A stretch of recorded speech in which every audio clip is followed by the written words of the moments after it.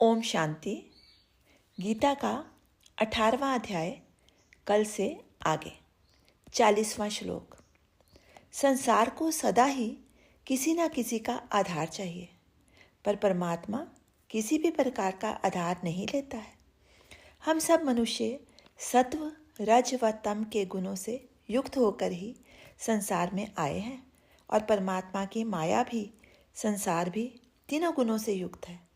जब हम सत्संग में बैठे होते हैं तो सत्वगुण उभर कर ऊपर आ जाता है।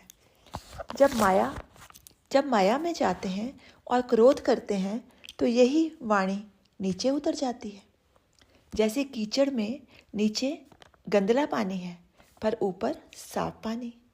इसलिए भगवान के भगत को हर समय सावध होकर देखना होता है कि कब हमें कौन सा गुण खींच कर ले गया।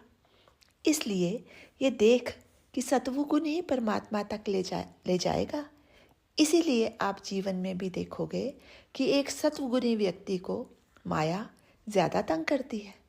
यही उस परमात्मा की कृपा है। एक माया की उपासना वाले को माया तंग नहीं करती है। अच्छे आदमी पर इसीलिए संकट ज़्यादा होते हैं। भला करने वाला फिर भी भलाई करना नहीं छोड़ता। जिस दिन माया की आज्ञा माननी छोड़ देते हैं उस दिन तम व रज से ऊपर उठ जाते हैं। तमोगुण छोड़ना माने निचाई छोड़ना, छल कपट झूठ बेईमानी छोड़ना, थोड़ा ऊपर उठना। फिर कामना इच्छा छोड़कर और ऊपर उठना। फिर जब ईश्वर से लगाव होने लग जाता है तो सहज रूप से माया से लगाव छूटना शुरू हो जाता है। मोह तो ज़रूरी है, पर किसके साथ? जागृत व्यक्ति सोचता है कि माया बार बार डुबाने का ही काम करती है।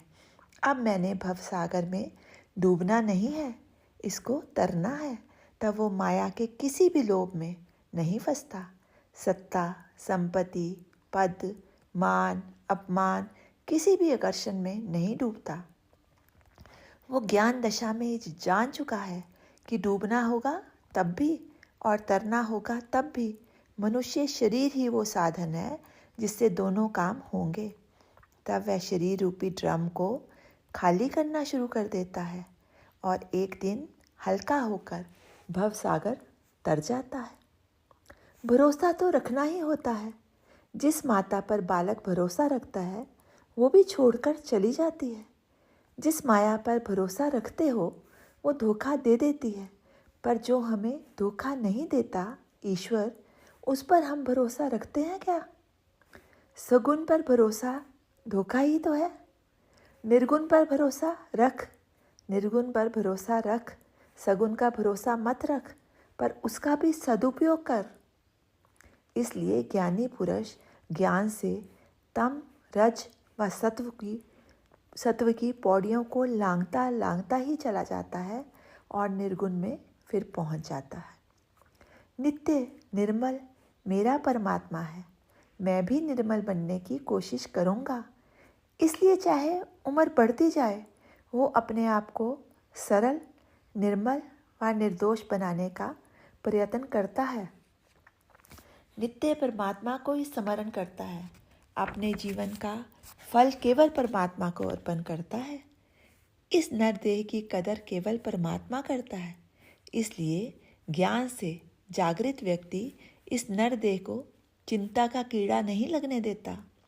चिंतन के द्वारा अपने जीवन की पूर्ण संभाल करता है, ताकि मृत्यु के समय, पूर्ण आहुति के समय में इस फल को बिल्कुल फ्रेश ही ईश्वर को अर्पण कर सकूं। पर परमात्मा अंतर्यामी सब देख रहा है। गंदे नाले में फल को धो रहे हो, भीतर विचारों का गंदापन भी वो देख रहा है। संसार देखे या ना देखे, मेरा प्रभु तो सब कुछ देख रहा है। फिर ज्ञान होता है। बाकी का जीवन अपनी गंदगी को साफ करने में लगा देता है। मनुष्य की मुख्य चीज़ है मन। इससे शुद्ध होकर पवित्र होकर फिर चिंतन की ओर, फिर चिंतन से भी सत्व, रज व तम की धूल को धोता जाता है। सत्व की मैल जल्दी निकल जाती है, पर सत्व की भी अहम की मैल को निकालना मुश्किल है। इस काया को समझ, क्यों इसमें राग द्वेष का पानी उछलता है, भंवर भावनाओं के भयंकर उठते हैं। इस काया को जिस दिन अच्छी तरह से समझ लेगा, उस दिन तुझे परमात्मा को समझने में ज़रा भी देरी नहीं लगेगी।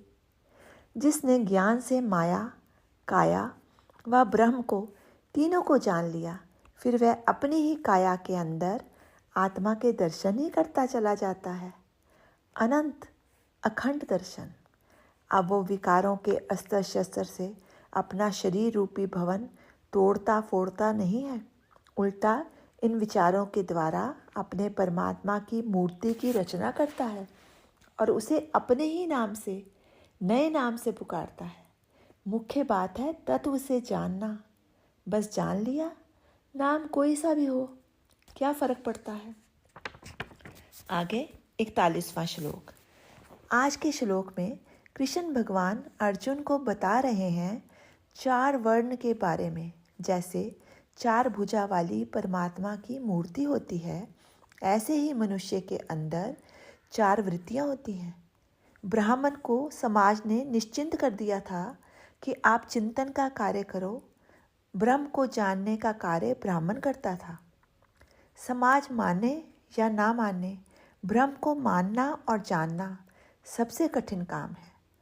इसलिए जब हमें अपने ही चित्त की गहराई में जाकर आत्म दर्शन करना होगा, तब ब्रह्म के दर्शन करने होंगे। बाहर की समस्याएं इतनी उपद्रवकारी नहीं होती हैं जितनी कि मन को भी पार करके चिंतन में जाना होगा।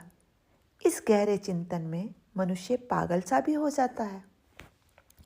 ऐसे चिंतन में लीन होने वाले को कुछ भी फिर अपनी सुध बुध नहीं रहती है। ओम शांति। शेष कल।